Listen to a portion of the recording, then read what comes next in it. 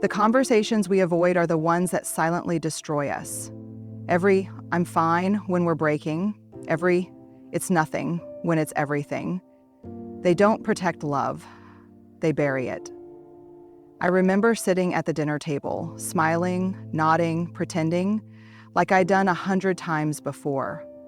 My stomach was in knots, my heart pounding so loudly I was sure they could hear it. And yet, I said nothing. I kept my mouth shut because I didn't want to ruin the evening. I didn't want to seem dramatic, or needy, or ungrateful.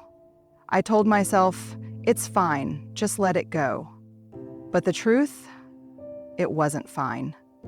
It hadn't been fine for a long time. And every time I swallowed my feelings to keep the peace, I felt a little more invisible, like I was slowly fading out of my own life. Isn't that what so many of us do? We bite our tongues, we plaster on the smile, we tell ourselves it's not worth it, that bringing it up will only make things worse.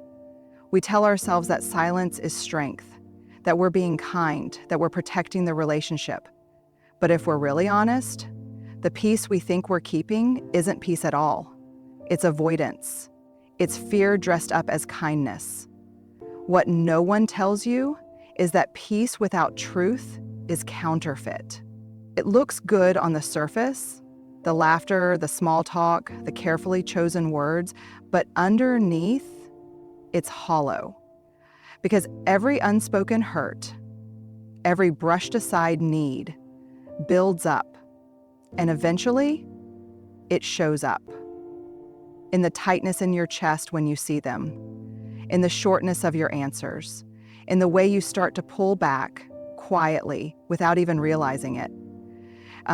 Psychologists call this emotional dissonance, the tension that comes from living one way on the outside and feeling something very different on the inside.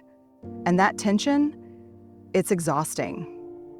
It's what leaves us lying awake at night, wondering, why do I feel so lonely, even in this relationship? The lie of keeping the peace is that it costs nothing, but it costs everything. It costs connection, it costs trust, and most of all, it costs your relationship with yourself. Because every time you choose fake peace over real honesty, you're sending yourself the message, my truth doesn't matter. What I've learned, and I learned it the hard way, is that true peace doesn't come from avoiding hard conversations.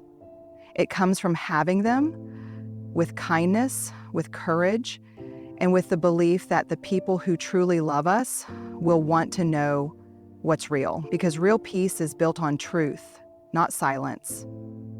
And if that truth shakes things up, maybe that's what was needed all along. I can still remember the moment, sitting across from someone I loved, my heart racing, my throat dry, my hands clenched so tightly in my lap that my nails left little half moons in my skin. I had rehearsed the words in my head 1,000 times. I don't feel seen. I'm hurting. I need more from you. But when the moment came, I froze. The words stayed trapped behind my teeth, and instead, I smiled. I nodded. I changed the subject. I hid. Why? Because I was terrified. Terrified that if I spoke my truth, my raw, messy, inconvenient truth, it would be too much. That I would be too much. That they would pull away, or look at me differently, or worse, confirm the fear I couldn't even admit to myself, that maybe my needs really were a burden. And isn't that fear so familiar? We tell ourselves, if I'm too honest, I'll drive them away. If I say what I really feel, they'll stop loving me.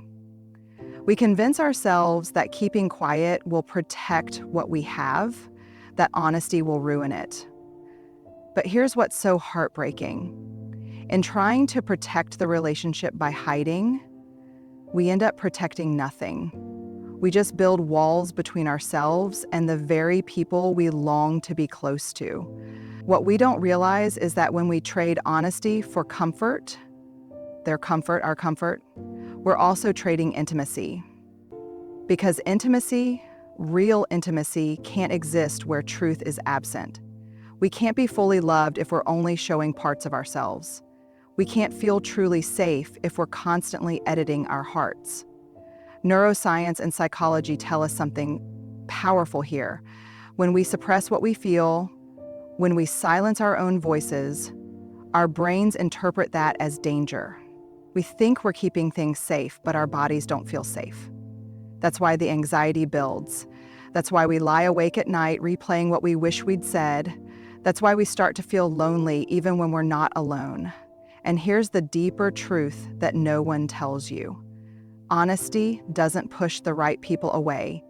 It reveals who is willing and able to meet you where you are. The ones who leave, when you're honest, they were never holding your heart gently to begin with. The ones who stay, they're the ones who see your truth not as a burden, but as a gift. I used to think that honesty was dangerous, that it would break the fragile threads holding my relationships together. But I've learned this. Honesty doesn't break the threads. It shows you which threads were real all along. And those threads, they're the ones worth holding on to. There's a kind of heartbreak that doesn't come from yelling or slam doors. It comes in the quiet, in the moments, when you gather every ounce of courage, open your mouth, and speak the truth that's been weighing on your chest, and the person in front of you doesn't really hear you. Maybe they glance at their phone, maybe their eyes glaze over, maybe they cut you off halfway, eager to defend themselves before you've even finished. Or maybe they listen in that surface level way, nodding, waiting for their turn to talk, but not really letting your words sink in. And in that moment, something inside you sinks, because it took so much to even say the words, to name the hurt, to let yourself be seen in all that trembling vulnerability. And when it lands with a thud, unnoticed, dismissed, or misunderstood, it stings in a way that's hard to describe. It's not just disappointment. It's that deep, hollow ache of being invisible, even when you're right there in front of them, speaking as clearly as you know how. I've felt it. I've sat across from people I loved, people I trusted, and watched them miss the point entirely. Not because I was speaking in riddles, but because they weren't ready or willing to really hear me. And if I'm honest, I've been on the other side too, so wrapped up in my own defenses, my own guilt, my own fear of being wrong, that I couldn't truly hear the pain in someone else's voice. This happens more than we admit, because listening, really listening, means letting down our guard. It means staying present even when what we're hearing is uncomfortable. It means choosing connection over our instinct to protect our pride. And that's hard. Psychologists have a name for what we bump into in these moments: defensiveness as a shield. When someone hears our truth and immediately feels accused or shamed or threatened, they stop listening. Their brain switches into self-protection mode, and suddenly it's not about understanding, it's about defending. But here's the soul-deep truth. Your truth is not too much. Your pain is not too complicated. When someone refuses to hear you, it doesn't mean you're asking for too much. It means they're not ready to fix what your words ask of them. And that's not yours to fix. The most heartbreaking loneliness is the kind we feel in the middle of a conversation, when our words are met with walls instead of open hands. But don't let that loneliness convince you that your voice doesn't matter. It does. It always does. And sometimes the bravest thing we can do is to keep speaking our truth, not louder, not harsher, but steadier, until one day we're sitting across from someone who doesn't just hear the words, but hears us. There's this strange, painful silence that often comes after a hard conversation, the kind where you finally let yourself say the thing you'd been holding back for days, weeks, maybe even years. And at first, there's relief. because you finally spoke, you finally honored your truth. But then, when the adrenaline fades, shame creeps in like a slow, heavy fog. I've lived that moment. Lying awake in the dark, staring at the ceiling, replaying every single word I said, my mind would race. Did I sound selfish? Was I too harsh? Did I make them feel small? Why couldn't I have said it better? I would go over it again and again, editing the conversation in my head, as if I could somehow rewrite it and erase the discomfort I felt. Shame is sneaky like that. It makes us second-guess the courage we had just moments before. It tells us that speaking up was a mistake, that we've damaged the relationship beyond repair, that we should have kept quiet, smiled, stayed small, because small feels safer, even if it's suffocating.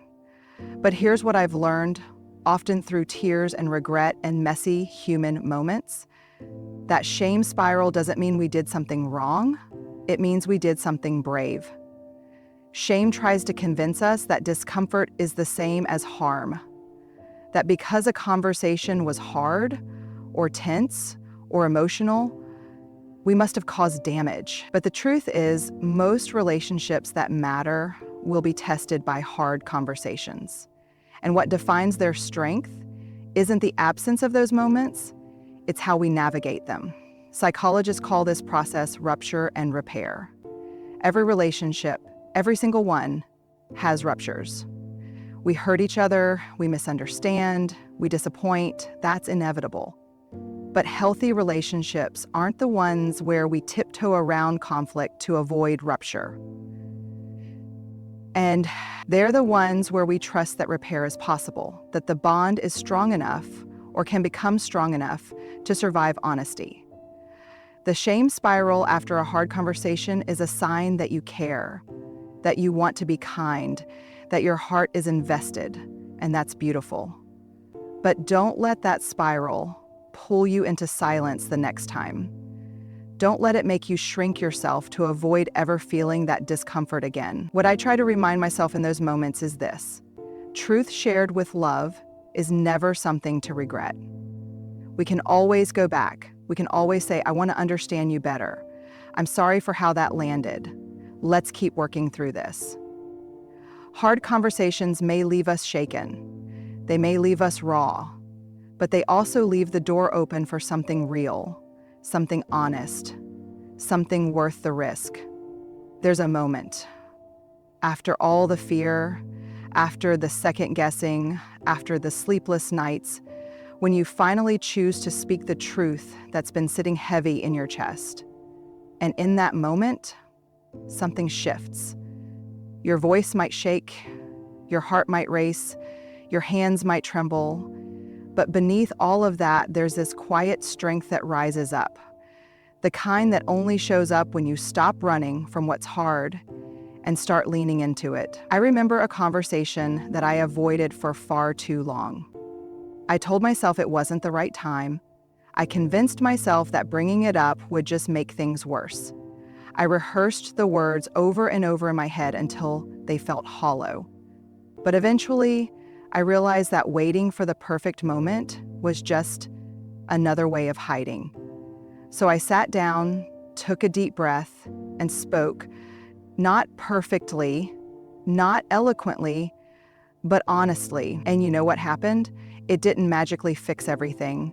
There were tears, there was discomfort, there were pauses where neither of us knew what to say next. But there was also something else, something I hadn't felt in a long time. Relief.